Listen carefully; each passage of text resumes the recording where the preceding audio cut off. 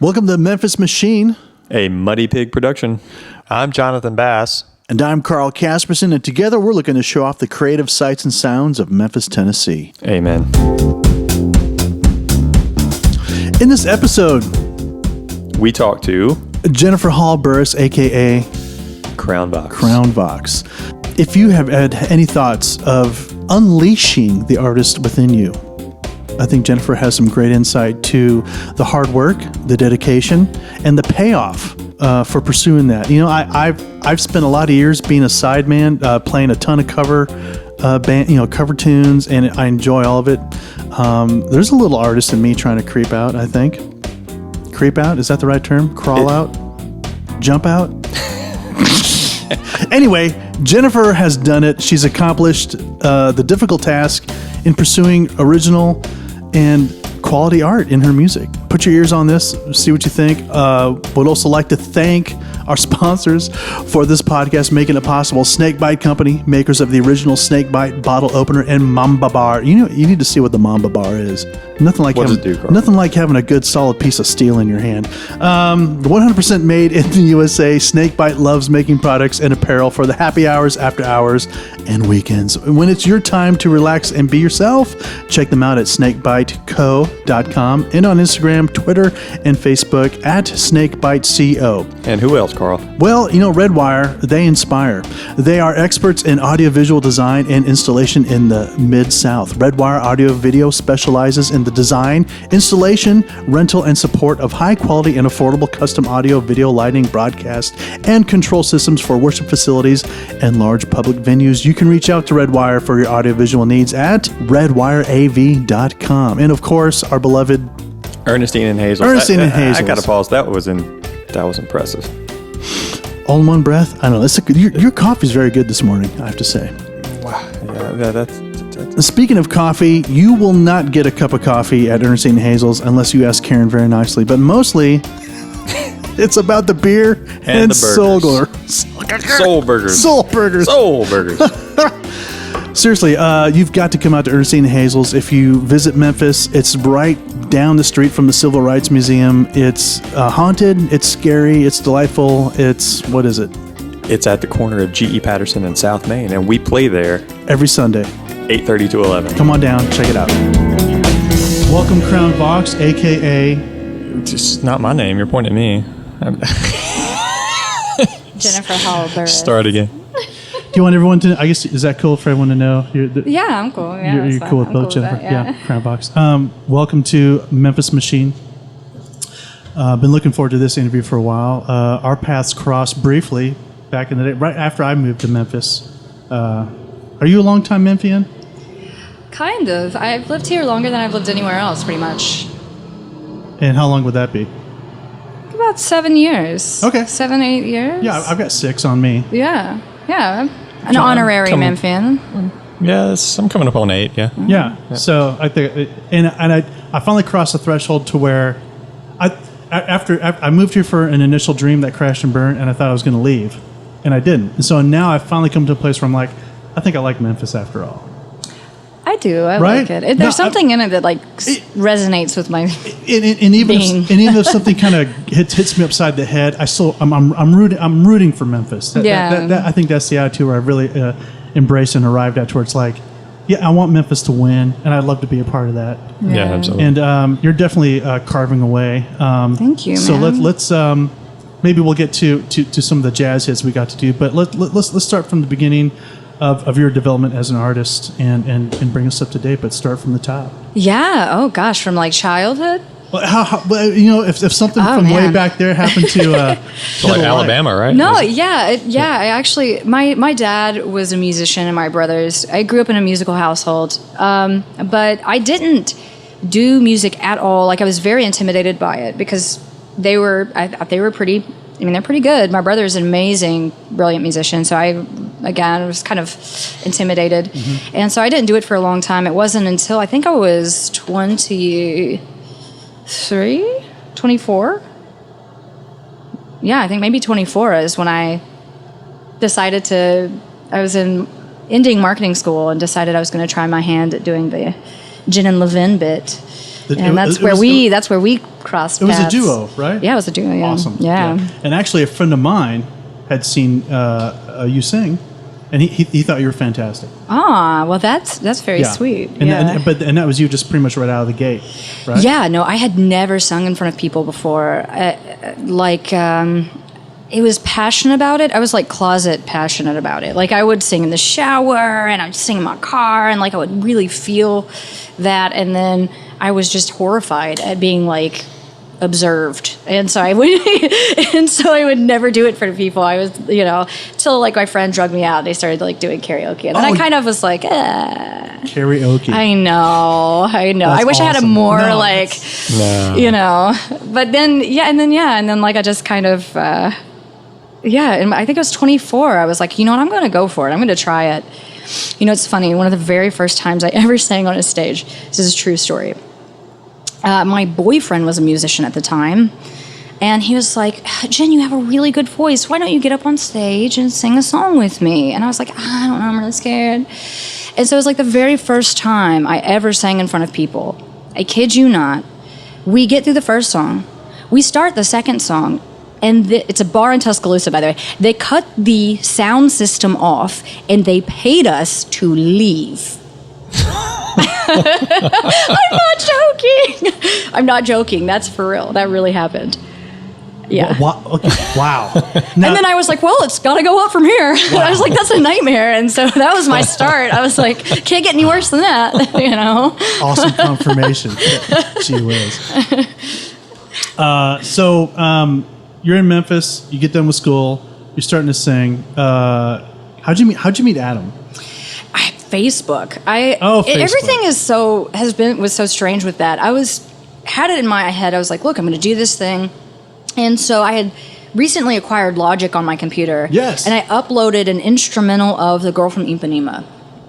And so I was playing around on my computer and I sang it on there. And I was like, does anyone want to start a jazz band with me? And I posted it on Facebook. And then Adam was like, yeah, I'll play piano. And I was like, wait, you're the pianist over at the Peabody. I was like, man, that just got real quick. I was like, for real? And then, I think like a month after we started doing that, or I think it was just a few months into it, we had like a booking agent. It was really weird. That's awesome. Very intense. Of all the terrible things and that can happen with Facebook, I like the good stories. Could launch a music career. Right? Gosh, YouTube, holy cow, man! Yeah. Come on. All right, so I hope we're not jumping ahead, but this is one of the questions I had rolling around. Like, so you probably were on a track to be, if you wanted to be on a track of being like a cover band singer. Yeah. Maybe start your own thing. Maybe start playing Beal, doing some private parties. Just being for lack of a better term, I hope this isn't like politically incorrect, but a chick singer. Yeah. Okay. Yeah. I think that's fair. Were you considering that, and what? I could still do that now if I wanted to. True, but you put a lot of effort into Crown Vox. Yeah, man. Where was the?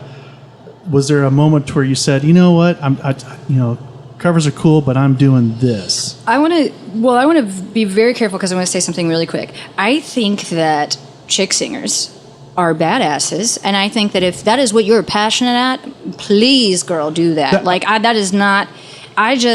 For me, subjectively, there was a huge part of the thing that I wanted to do in my life that I was not having fulfilled in doing cover songs. For me personally, everybody is different.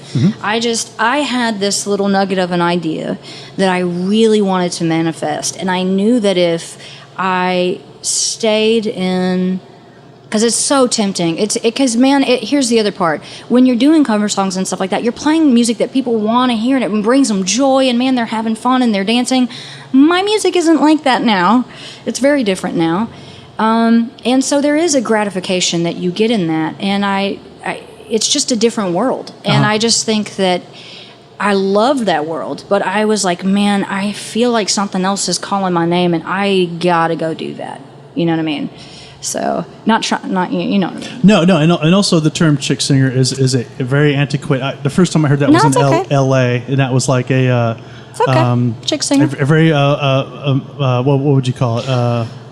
Macho. I'll arm wrestle you right now. No, I'm just joking. The first time I heard, don't you hate on women? Don't you know who you're sitting with? Come on. I'm just joking. The first guy I heard use that was Joel DeBarlo, the bassist from The Tonight Show of the Johnny Carson era, and one of his favorite terrible masculine jokes was, there's three sexes. There's male, females, and chick singers. And speaking to his experience as a working musician in LA from the 70s and up. So it's an anchor man. It's totally cool, man. Yeah, it's totally cool. You're going to get a call from that guy's people. You're going to get a call. Feel free to call in. The number is just oh kidding. my gosh. Okay, so at some point you're making the decision like, hey, I could. Yeah, and I'm not knocking cover band. I mean, I've paid a lot of bills doing cover bands. Yeah, I'll tell you what, I made way more money doing cover songs. Right. I'll be really honest with you. And when the house is jumping, it's a blast and it's a good time. It is, yeah, man, it's fun. So you come to a crossroads, so to speak, and you're thinking like, I can do something artistic. There's something you want to talk about the story of how the departure, the turn in the road happened with this. Yeah, I mean. Honestly, I got pregnant, and it was funny because I was still doing shows. I was still doing jazz shows when I was pregnant. I was like early pregnancy, like 2 months, 3 months pregnant, still hammering out shows. And then I got to a point where I was like, yeah, you know what, I can't do this anymore because I'm really starting to get a little bum, and I'm like, I just don't want to, be like, I'm making a human, and then I'm also like, doing some Marvin Gaye or something. So I was like, you know what? I'm going to take a second from this. And then, to be honest with you, it was a combination of, I just feel like that was one of those things that segued me into just a different area of my life, because I realized at that point, again, I was making a person, and I wanted to really get. Part of it was I didn't want to have my son look at him and be like, you can achieve your dreams if mommy just stopped because she had you. So I was like, you know what, man, this is actually really, really important, because I want to be able to tell you that you can do whatever you want to do. And in order for me to do that and be honest about it, I have to pursue the things that I feel like are impossible and try to achieve something that I didn't think I could achieve in order to tell you that you can do that. Wow. So I was like, you know what? Kind of have a responsibility. So right on. That's when I decided. I was like, all right. And I wrote this. I wrote all the stuff pregnant. I mean, I wrote the stuff pregnant. I did my first Crown Vox show ever when I was. And this one I did pretty pregnant. I think I'd been writing the songs for a little bit, but I did this one like 6 months pregnant. Or nice. Something. I can't remember exactly, and that was the first pass I had at it. And then, yeah, man, I had him, and I was like writing the rest of the songs with him strapped to my chest and producing and Logic with my newborn. Like, I felt kind of like a badass, Well, yes. I was like, right? Yeah. Yeah. Yeah. Making babies, making tunes, it was like a nice transition. How long have you been married? I've been married for like 5 years. 5 years. Yeah. I mean, so you and my husband is fine. See, so yeah. I mean, you've got this. Like you're being an artist, a wife, a mom. You're crushing it all. Really, it is badass. It is. Right. Feel pretty good about it. I would be lying if I said I think I make it look easier than it is. There are days where I'm like, you know what, free toddler. Free. Anyone else want to take my place? Like anybody want to take my place? Because but it's it's just life, man. Nothing. I don't think anybody. I've yet to meet anybody that has it fully easy. It takes a lot of work. I'd be lying to you if I said I didn't. But. Yeah. So in with all this going on, and in pursuing the Crown Vox vision, the dream, the artistry, can you take us through like the impetus of did you in meeting people to help you have this thing come about? I mean, like the videos are stunning, the songs are, like you said, they're not light.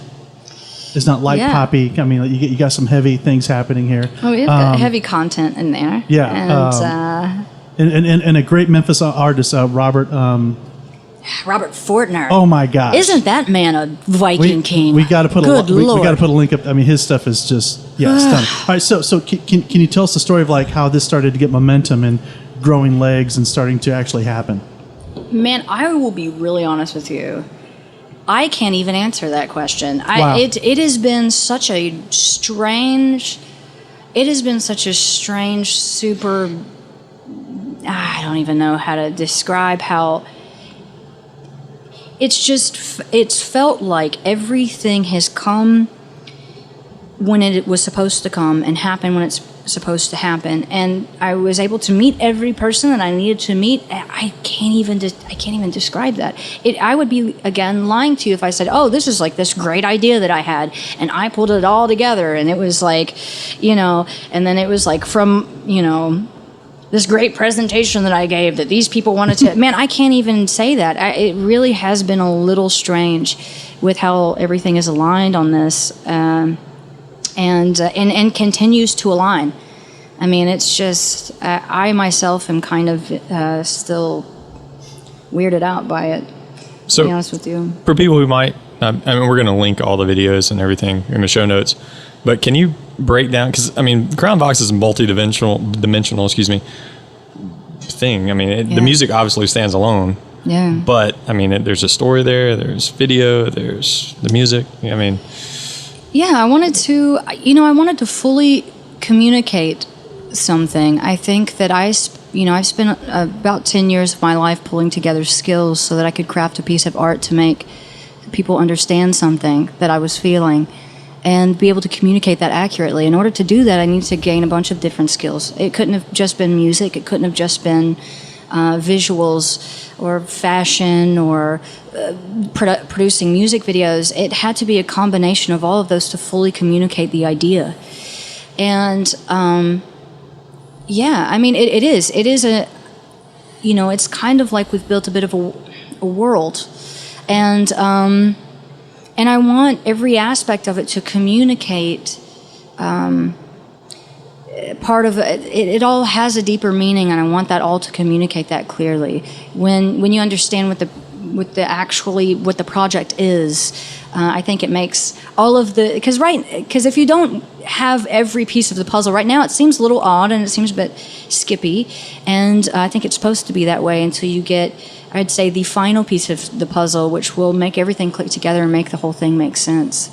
Yeah. So you're intentionally spacing out. I mean, the story is coming along, or is yes, it's we. I mean, at this point in time, we've I don't know if I talked about this in an interview. Are you cool with me talking about it? Yeah, Telling the actual, because I just discussed this for the first time ever last week on the radio, and so I'm going to do a much more brief version here. So. When I was 19, I experienced a very brutal rape in which the man beat me up pretty bad. He dumped me on the side of the road, and there were a lot of other information that goes in there. But really, at that time, what I started to do subconsciously was gain all of these skills to be able to communicate what that felt like, because I felt like there were a lot of issues that we had in our society that enabled that to continue to happen after someone goes to the police or, all these different things. And so what I did was try to be proactive and try to not be mad and not be upset at my situation, but try to help people to understand what that feels like and understand truly what it was to go through something like that as a child and not have anyone to understand or listen to you and how I dealt with that was through making art. And that's how I healed through that. And so I wanted to make a piece of art that communicated that clearly, that showed, like, look, this is the stages of going through that healing process. And this is what it was feeling like internally. And really, at each stage of making the art was how I was feeling at that time. So, in real time, I was healing and I was making this art. And being honest, man, I let myself be super free in how I communicated. And I didn't care if it made me look ugly or weird or if people misinterpreted it, and I didn't care. And I just let myself be free in that. because I knew that that there was an overall vision to try to communicate something that actually pushed us forward, and encouraged understanding and encouraged empathy. And that's at least what I've attempted to do. We're not done. We have another piece that we're about to put into production now. And, but that's, when you know the underlying story, it makes a lot of the other art make sense. Mm-hmm. And there's a lot of symbolism in all of the art that we've made so far, and all of it aligns with that concept of trying to communicate what it feels like for a woman to go through that, and what that does internally. So, yeah. Man. Not to get too heavy. Yeah, a little deeper than Brown Eyed Girl or Mustang Sally. Right. Yeah. For sure, right? We're going to link that interview too on the show notes. That's her story with Paulette, right? Mm-hmm. Very cool. Yeah, her story with Paulette. Yeah. So you mentioned earlier, like, just in meeting people, has your for lack of a better term, your Rolodex of people contributing and participating in your art, is it all pretty much Memphis? Is there anyone like being imported from outside, or is it all pretty much Memphian based?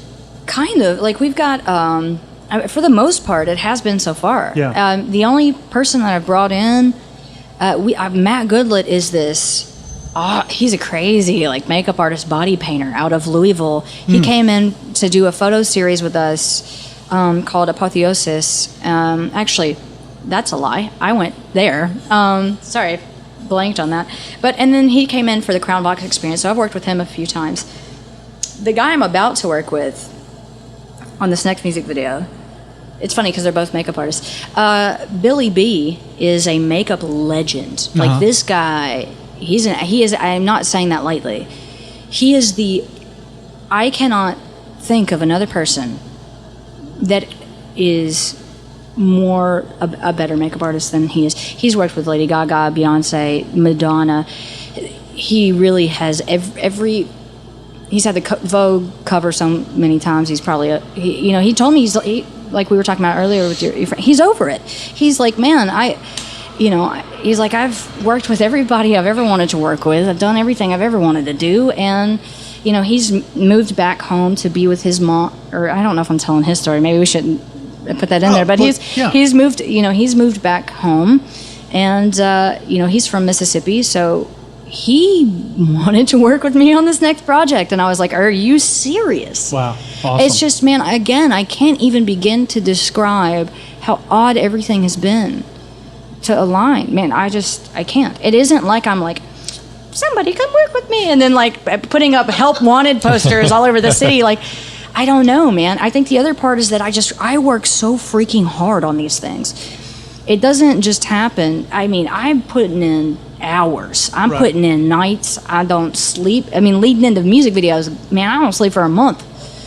I put in for Ruler of the Ball. I was hand making costumes. I hand sketched costumes, hand making costumes leading into Ruler of the Ball, and like, just not sleeping, man.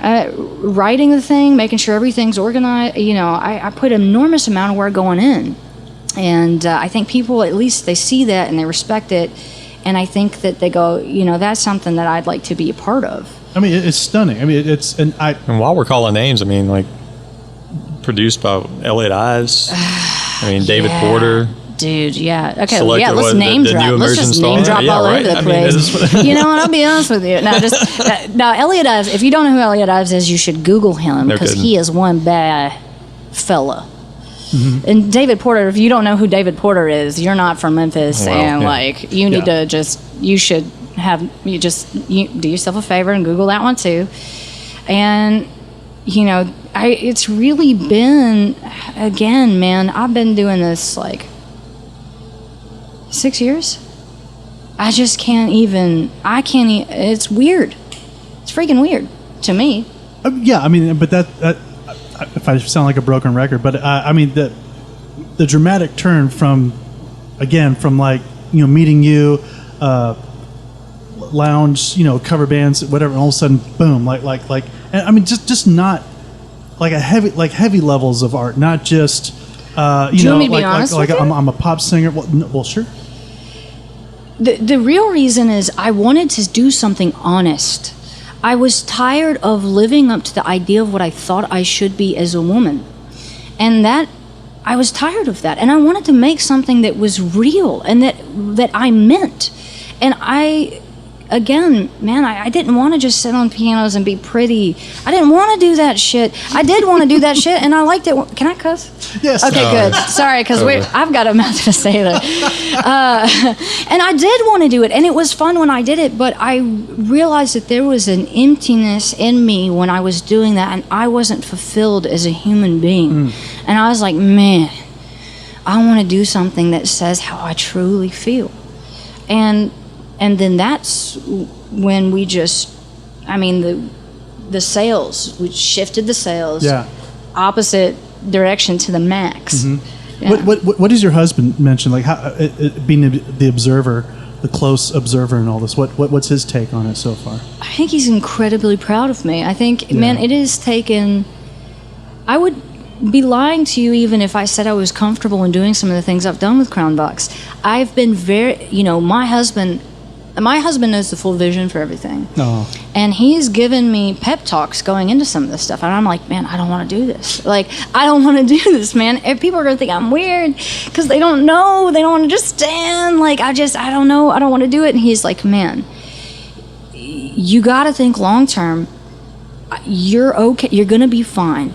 Just stay true to the thing that you created and go in and do it. And the more that I've run into that fear rather than away from it, it's just been incredibly freeing. And I think he's really proud of me for that. It's like every time I release something, it feels like I'm jumping out of an airplane and I don't know if I have a parachute or not. It's like, I don't know. That's cool.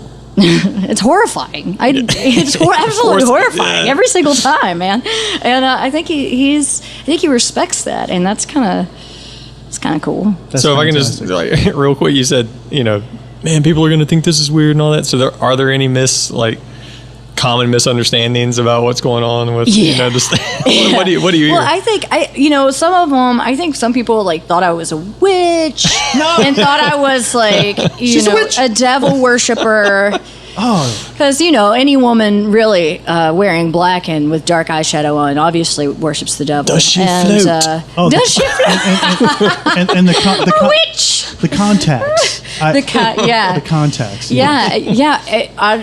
In context, everything that we did in that video was really deliberate. And it's all symbolic. In No Lovin' But Yours, where I'm that hideous, weird creature thing, that was very intentional. One of the things I wanted to communicate in that is that, again, when we're going back to the reason why I created all of this, is, what it feels like to go through that experience that I went through. I felt sort of alien in my own body. I felt ugly. There was it felt like, if you notice too in that music video, you have this, beautiful young girl laying on this velvet, and you see she's beautiful, she's sitting there on this velvet, and then you see the guy show up, and then you see her beauty sort of drained from her, and I wanted that to sort of represent this losing of innocence and this, and you see this struggle in that video. It's ugly. It is a very ugly music video, and it's hard to watch. Y'all can't imagine how it was so difficult for me to make that. I did not want to make any ounce of that. I'll be honest with you. And especially starting out with that one, I was like, this is very uncomfortable. But I think it allowed me to at least be honest in what I was feeling at the time, all of the anger and the frustration. And I gave myself a safe place to be free in all of that. And I put it in a healthy place. So I didn't have to take that anger and frustration and put it into other people by mistreating them. And I had a place to be able to put that that took it from me, so I didn't have to, be a shitty person. Oh, gosh.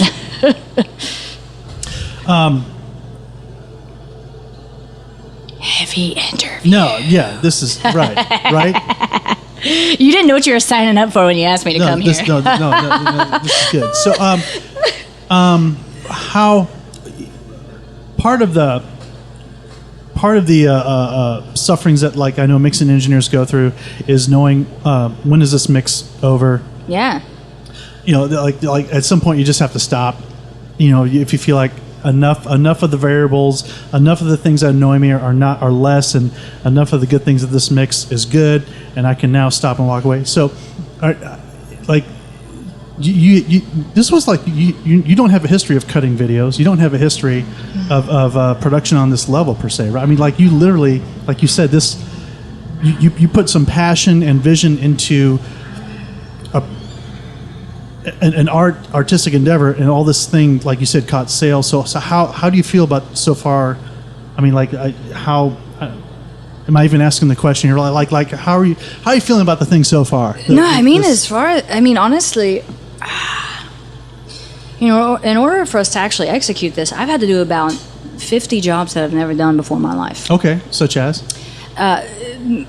Production, a video production, set design, wardrobe design, sketching wardrobes, actually hand-making wardrobes. Right. Again, because I wanted to have my hand on everything, it's weird because I was a part of it, but I actually, in a weird way, was not a part of it, because I'm making all of these things, but again, I think that there's a strange element to how everything has come together. That not only am I writing scripts out for music videos, which I've never done, and you know, being creative director, which I've never done for anything. I mean, writing lyrics for songs, which now, after starting this project, actually, Elliot brings me in to write lyrics for other people. And then it's opened up this whole door for all of these other things. Man, I don't know how any of this has happened. I really don't. I don't know. I see something that needs to be done, and I try to do it, and if I don't do it, then I learn how to do it, and if I can't learn how to do it, then I try to find someone that does know how to do it, and I try to sweet talk them into doing it. And if I need something and I don't have it, I try to make it, and if I can't make it, I try to learn how to make it. And I just am not going to give up ship on this. I'm just not going to give up ship on this. You know, one of the things, my husband's an airline pilot. Mm-hmm. So he has to be able to land an aircraft if both engines go out with, like, he flies a 757. Mm-hmm. A lot of people on board. Their lives are in his hands, and if something goes wrong, it is up to him in a high emergency situation to get that plane on the ground. That's what he's trained for. And going into this project, he likes to give me really good pep talks, and he told me, he was like, man, one of the things that you're going to have to do is you're going to have to land this plane. You're in this plane. You've chosen to be in this plane. And no matter what happens, man, you got to get it on the ground. You got to. He goes, a lot of people are counting on you. A lot of people have invested in you. He goes, you feel the pressure? Good. Land the plane. And I'm like, okay, fine. Wow. I'm like, but it does. Like, he's really good at encouraging me, and like, and then, and it's just given me this sense of resilience of going, man, crap. All right, we got an engine out. All right, I got to figure out how to, I got to figure it out.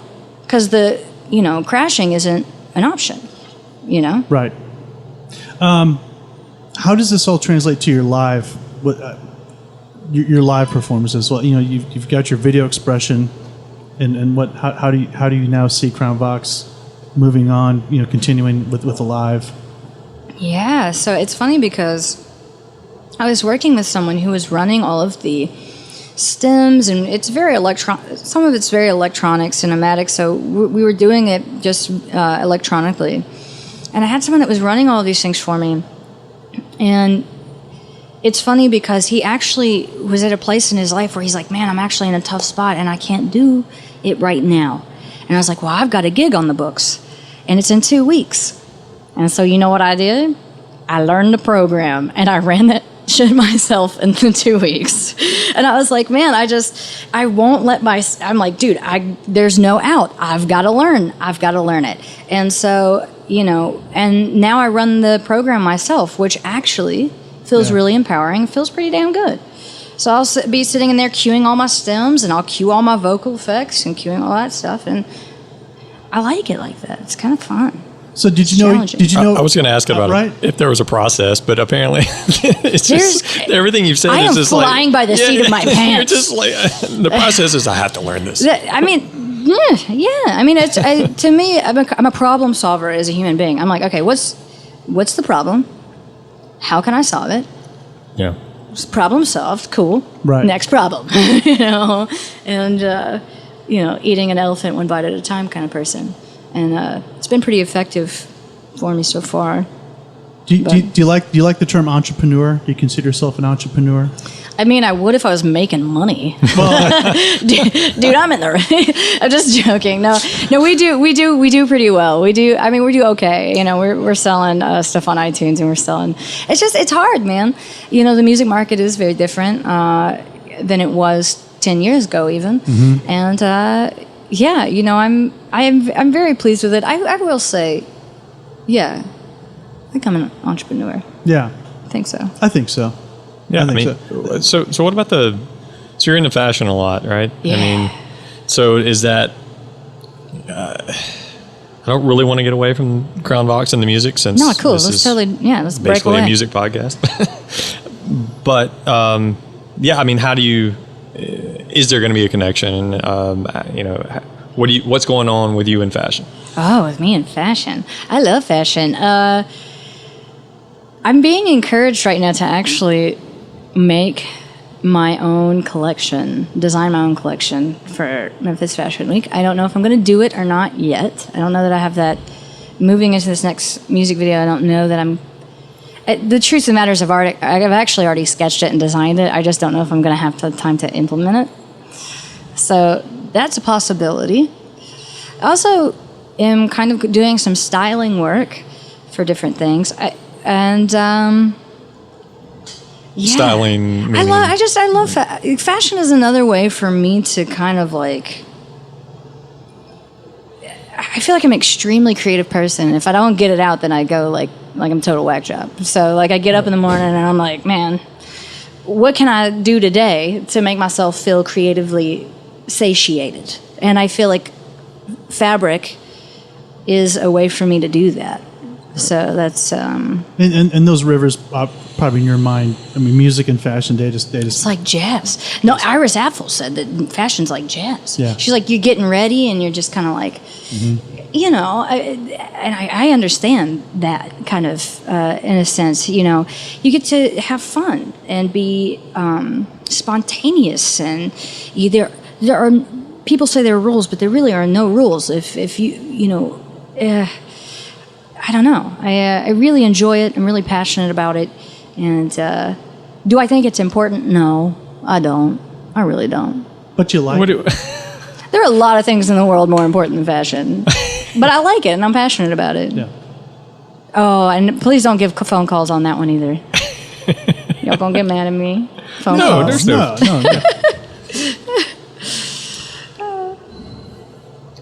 I mean, it's better to feed people than play jazz. Honestly. Look, okay.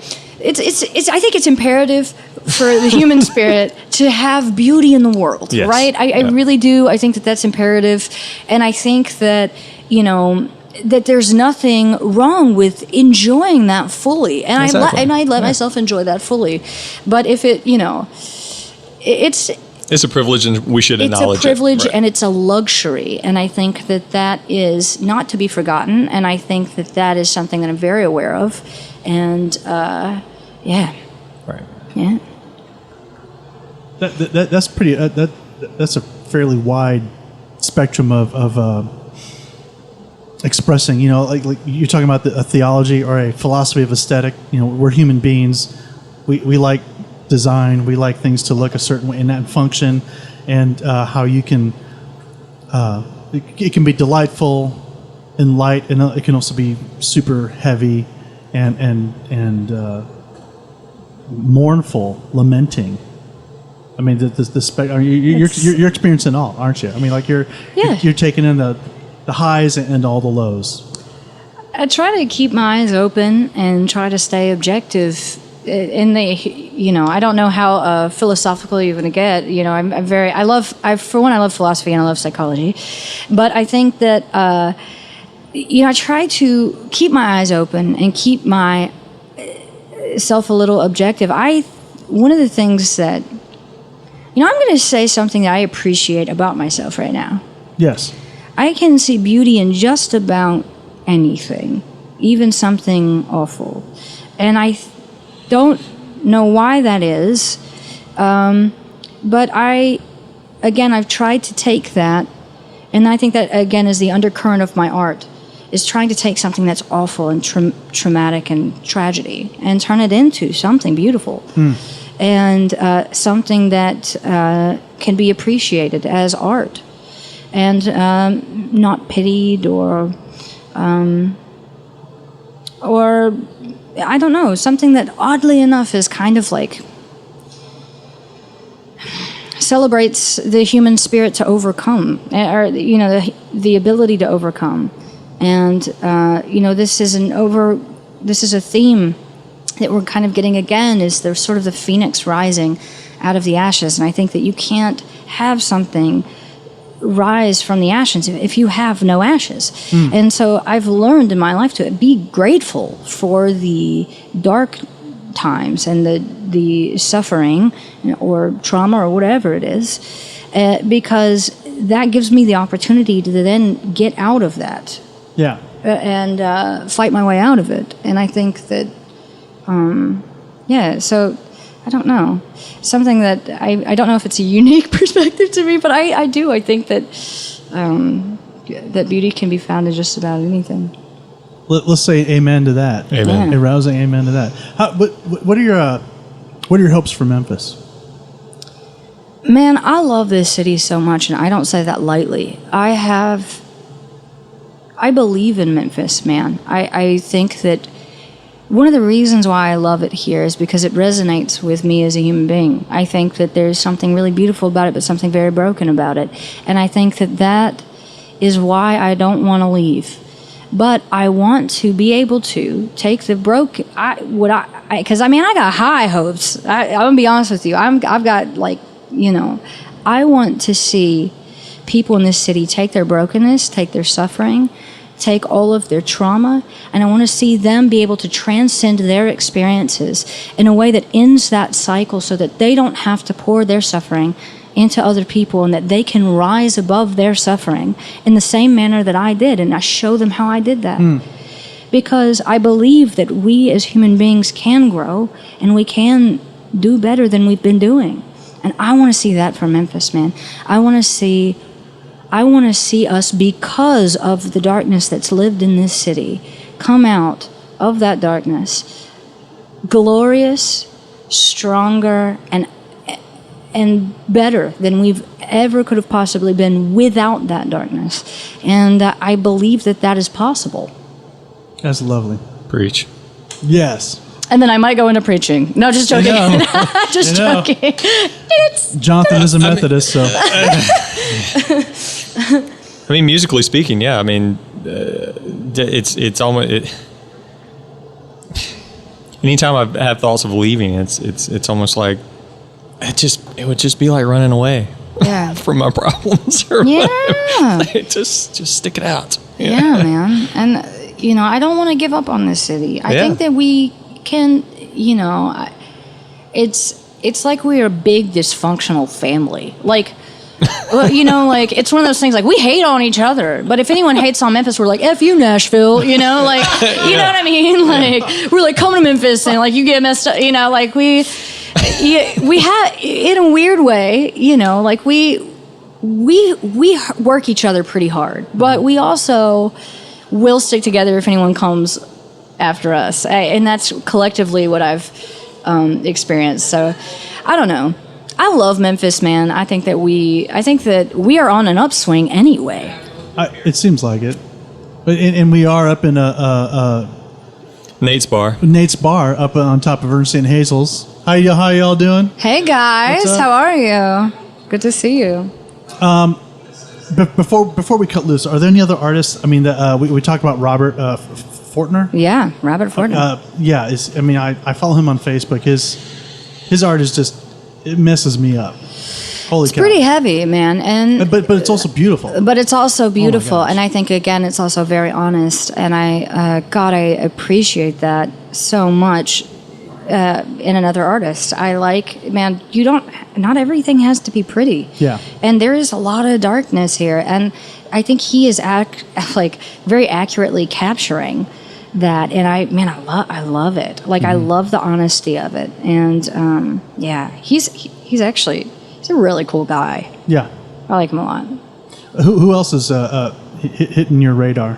Yeah, dude, we've got we got Mary Sue Ambrose, who is the fashion designer that I work with pretty closely. She's not only one of my best friends, she's the Mad Hatter of Memphis fashion. She's a wild woman. And then Mitch Martin, who is, he's directed the other 2 music videos, and he is such an awesome person. And he is moving to LA. Yeah. Which brings me great sadness, but we're all going to see him. We're going to miss him, but he'll come back around. You can't stay away for too long. Awesome. And then, the director I'm going to be working with coming up is going to be Wahid. Can't say your last name, Wahid, because I can't pronounce it, but shout out. Yes. Love you, Wahid. Love you. But we're coming together on like a really amazing team for this next music video. Katie Gore at Fox and Cat Vintage is going to be styling for this next music video. It's going to be a completely huge separation from the stylistic choices of the previous videos. Okay. Because now I say the curtain's dropped on what the project is, and so I'm going to be a little more honest on this one than I was even before. And we just have an incredible team. We got an incredible team yet again. Going into the next music video, I'm super honored that they believe in me, that they're even giving me their time. Again, Billy B thing blows my mind. And I think we're going to craft a really gorgeous piece of art. Wonderful. I'm ready. Looking forward to it. Jonathan? Man, this has been great. It's been fantastic. Is it my turn to ask you guys questions now? Oh, sweet. Wow. Say no. Wow. I'm just hoping that air conditioner. Yeah, summertime in Memphis, no joke. Yeah, it is not a joke up in here. Crown Vox, thank you so much thank you for hanging me. out with us. Yeah. We're going to be keeping an eye on your work. We encourage everyone in earshot of this podcast to please lay your eyeballs and ears on her work. She's doing some stunning, beautiful stuff. And thank you so much for hanging out with us today. Yeah, thank you for having me. I really appreciate it, guys. Thank you so much. Yeah. Hey, Jonathan had to step out real quick, but on behalf of Memphis Machine and Muddy Pig Productions, a huge thanks to Crown Vox for hanging out with us today. Check out all her links, her work, her videos, lovely stuff. More thanks to Snakebite Company, RedwireAudiovisual.com, and of course, the lovely Ernestine and Hazel's downtown Memphis on South Main. Check out our other podcasts, and we'll see you next time.